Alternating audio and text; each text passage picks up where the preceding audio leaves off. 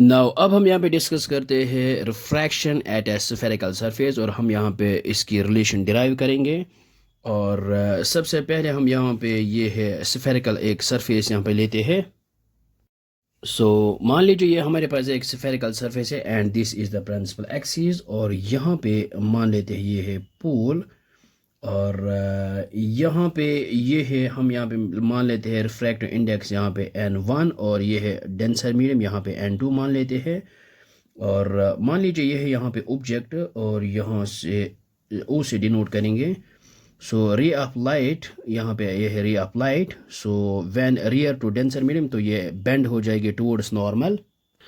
सो ये हम यहाँ पे हमने लिया है यहाँ पे नॉर्मल, ये है incident ray, this is refracted रे, तो ये है ऑब्जेक्ट, यहाँ पे बन जाएगी यहाँ पे इमेज।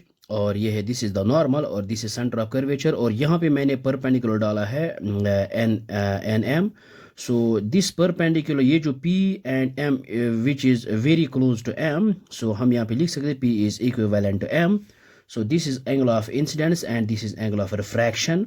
नो अब हम यहाँ पे क्या करते हैं, हम यहाँ पे ये ट्रायंगल लेंगे एन ओ एम, और हम यहाँ पे लेते हैं in triangle N O M, और यहाँ पे लेते हैं हम ये वाली एंगल, यानी हम यहाँ पे लेंगे tan of angle N O M. यहाँ पे लेते हैं ट्रायंगल एन ओ एम, और tan we know that tan आता है परपेंडिकुलर अपॉन बेस, और यहाँ पे जो परपेंडिकुलर है वो है एम एन, और बेस जो है वो है ओ ओ एम। तो यहाँ पे जो है P is very close to M, हम यहाँ पे लिख सकते हैं, ये हमने यहाँ पे ऑलरेडी लिखा है।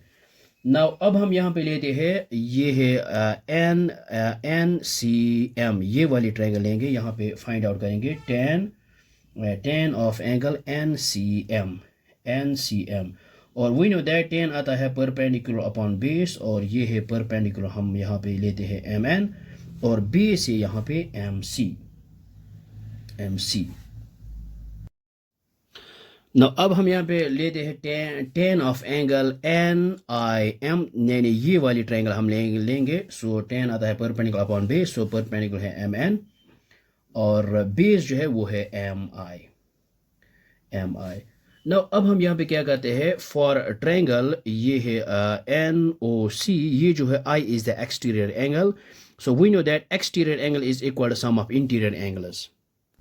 सो ये हमने यहाँ पे लिखा है for triangle N O C I is the exterior angles, और वी नो दैट मान लीजिए अगर हमारे पास एक ट्रायंगल है और दिस इज एक्सटीरियर एंगल, मान लेते हैं ये है एक्स और ये है interior angle Y Z. So exterior angle आता है sum of interior angles minus Y plus Z. So here same here exterior angle is equal, यानी I is equal sum of interior angles minus ये angle plus ये angle. So हम यहाँ पे लिख सकते हैं I is equal to angle, ये आएगा N C M plus N O C या एन ओ एम।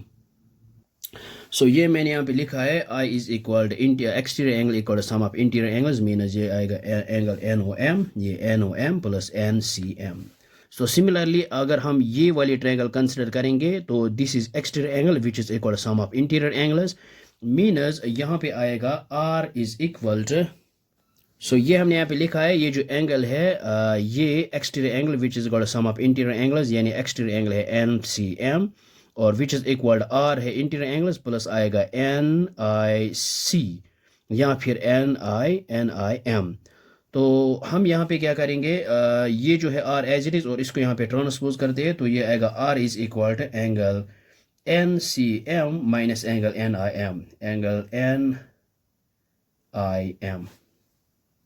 और यहाँ पे जो है हम यहाँ पे लिख सकते हैं ओ आर, ये जो है एन ओ एम हम यहाँ पे लिख सकते हैं M N divide by O M, यानी I is equal to M N divide by O M, और ये जो है एन सी एम हम यहाँ पे लिख सकते हैं प्लस ये आएगा M N divide by M N divide by M C, because when angle is small. ये एक्चुअल में यहाँ से आता है, वी नो दैट अगर हमारे पास limit theta tends to zero, ये टेन थीटा इज इक्वल 1 के बराबर, tan theta divide by theta 1 के बराबर आएगा। और अगर हम ये थीटा यहाँ पे मल्टीप्लाई करते हैं तो ये आएगा हमारे पास limit theta tends to zero, ये है tan theta which is equal, ये आएगा लिमिट थीटा टेंड्स टू 0 और ये आएगा क्योंकि थीटा को यहाँ पे मल्टीप्लाई करते हैं और taking limits on both sides, ये लिमिट कैंसिल आउट कर देंगे, हम यहाँ पे लेते हैं tan theta which is equal to theta. तो if theta is very small so हम यहाँ पे लिख सकते हैं tan theta is equivalent to theta. So here ये जो एंगल है ये आएगा इसके इक्वल, क्योंकि ये है स्मॉल एंगल, तो हम यहाँ पे लिख सकते हैं इस तरह।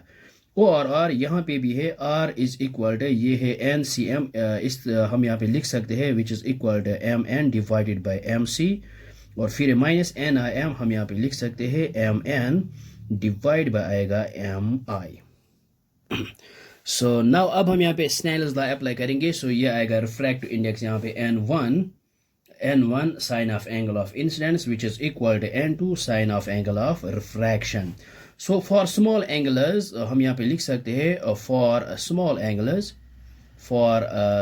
anglers तो ये जो है sin I जो है sin I is equivalent to I, और ये जो है sin R is equivalent to R। तो सेम यहाँ पे जो मैंने किया था सेम हियर कर सकते हैं। सो ये बन जाएगा N1I which is equal to N2R। अब हम यहाँ पे I और R की जगह ये वैल्यूज पुट करेंगे। सो ये हमने यहाँ पे लिखा N1 और I की जगह ये वैल्यू पुट किया है, और N2 एज इट इज़, और R की जगह ये वैल्यूज यहाँ पे लेंगे हम।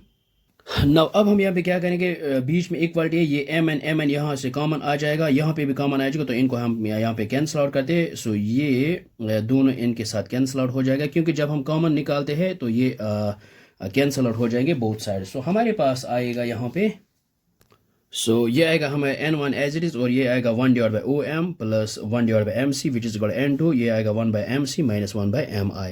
तो अब हम N1 को मल्टीप्लाई करते हैं, ये आएगा N1 डिवाइड बाई OM और plus N1 divide by MC which is equal यहाँ पे N2 डिवाइड बाई MC और माइनस आएगा N2 divide by MI। No अब हम यहाँ पे ये जो है N1 बाई MC इसको यहाँ पे ट्रांसपोज करते हैं और इसको यहाँ वापस ट्रांसपोज करते हैं। सो ये आएगा हमारे पास N1 डिवाइड बाई OM, और यहाँ पे ये जो है माइनस ये आएगा, ये बन जाएगा यहाँ पे प्लस, ये आएगा N2 divided by MI which is equal, ये आएगा N2 डिवाइड बाई MC, और ये आएगा प्लस, यहाँ पे प्लस यहाँ पे ट्रांसपोज करेंगे, आएगा minus N1 divide by MC which is equal, तो डिनोमिनेटर में MC सेम, सो ये आएगा MC और ऊपर न्यूमरेटर में N2 माइनस N1। सो ये आया है हमारे पास। नाउ अब हम यहाँ पे साइन कन्वेंशन अप्लाई करेंगे। सो यहाँ से लेकर यहाँ तक जो है वो है ऑब्जेक्ट डिस्टेंस, U से डिनोट करेंगे, लेकिन ये आएगा माइनस U, और फिर यहाँ से लेकर यहाँ तक है ये है ऑब्जेक्ट डिस्टेंस, V से डिनोट करेंगे, तो यहाँ पे प्लस, क्योंकि यहाँ पे माइनस यहाँ पे आएगा प्लस, और फिर यहाँ से लेकर यहाँ तक जो है ये आएगा centre of radius of curvature, ये आएगा प्लस R। तो अब हम यहाँ पे इनको अप्लाई करते हैं। सो ये हमने यहाँ पे लिखा है अप्लाई साइन कन्वेंशन। OM जो है OM ये आएगा माइनस U, और MI जो है MI ये आएगा ऑब्जेक्ट डिस्टेंस इमेज डिस्टेंस, ये आएगा प्लस P, और MC जो है ये आएगा R, because P is equivalent M, so PC या MC ये इक्वल है। तो अब हम यहाँ पे इनको यूज़ करते हैं दिस इक्वेशन। सो ये आएगा N1 डिवाइड बाई OM की जगह माइनस U प्लस N2 और MI की जगह प्लस V, और यहाँ पे है N2 minus N1 divide by MC है यहाँ पे R, और हम यहाँ पे इसको लिख सकते हैं। सो पहले ये लिखेंगे N2 बाई V, और फिर है ये होल टर्म को ये माइनस होता है, तो ये आएगा minus N1 by U which is equal यहाँ पे N2 minus N1 divided by आएगा R। So this is the required relation. So I hope आपको ये समझ में आया होगा, ये बहुत ही आसान है। So thanks for watching this video.